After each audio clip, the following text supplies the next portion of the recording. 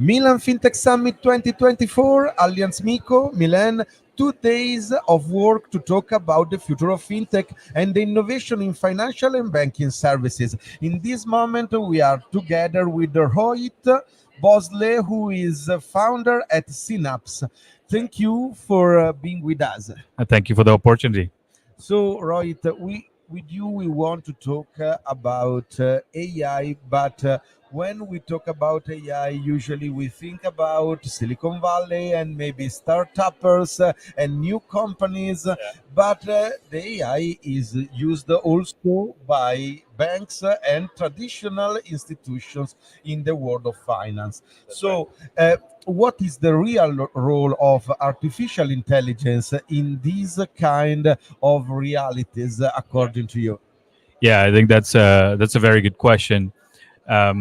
If I tell you that a recent study showed about $1 trillion can be saved by using AI in banking and financial services institutions to cut cost, right?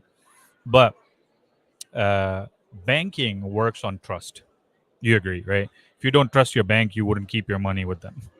And in order for trust to remain, they have to remain compliant to the rules from ECB.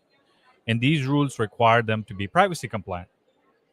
All that means that they cannot adopt the chat GPT and other AI solutions which are out there, which makes it very, very hard for them to benefit from this AI revolution.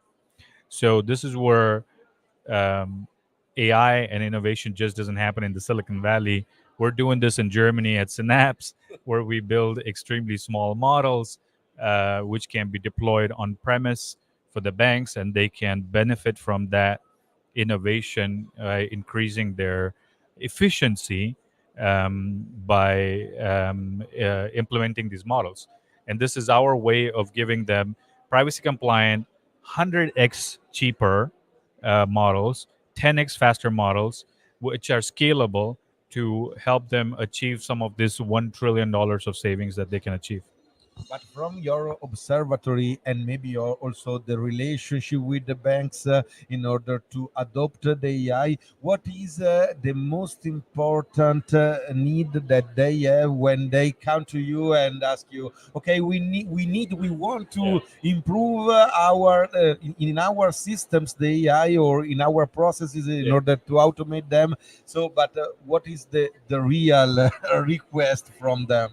Yeah. So this question has three answers, right? On one side, there is a very clear need for education, meaning which AI do I use for what, right? So if you have chatbots, you can use Gen AI, but if you have And this question seems to be easy, but it's not no, so it's easy. not so Not so easy. easy. Then you have core processes where you have to use traditional AI, which is what we do.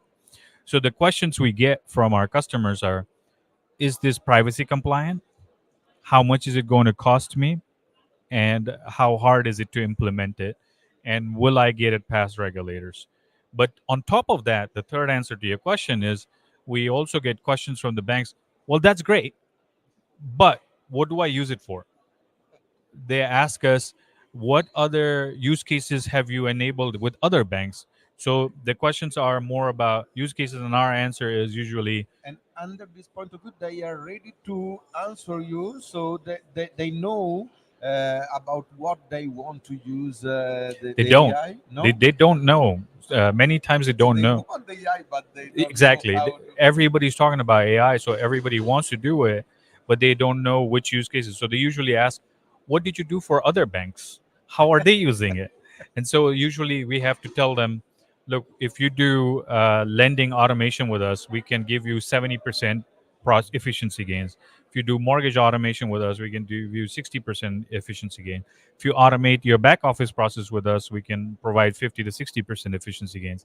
If you do corporate customer onboarding with us, we can provide you X% of efficiency gains." So the education of not just different kinds of AI, but also the use cases is where the industry is stuck. So we talk a lot about AI, but we're very far from adoption or the adoption is extremely We need to make a slow. step back in order to understand what is AI. Maybe Exactly, exactly, this is exactly. the real question. But Absolutely. according to this, what could be the three or four advices for banks in order to approach and embrace in the right way the adoption of AI, according to you? Yeah, I think. Look, so first and foremost, time is money, right? We all say that. But startups take money from investors to gain time. Yeah. For us, time is very important. And so with banks, the biggest issue we have is that the decision making process is extremely slow, Mhm. and the transparency of the budgets is not there. So I think it's important to be able to move quickly in a safe manner to test different things Mhm. without breaking the trust of the people, which we can do.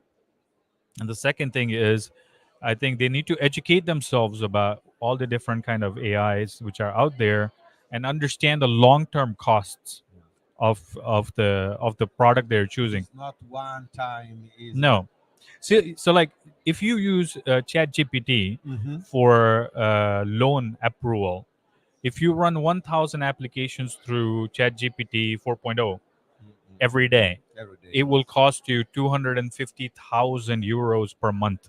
Hmm. And this is something the banks don't know. So educate yourself about the true cost of the solution that you're picking in steady state, Yeah. so you're prepared for it. And this is something we can help them with.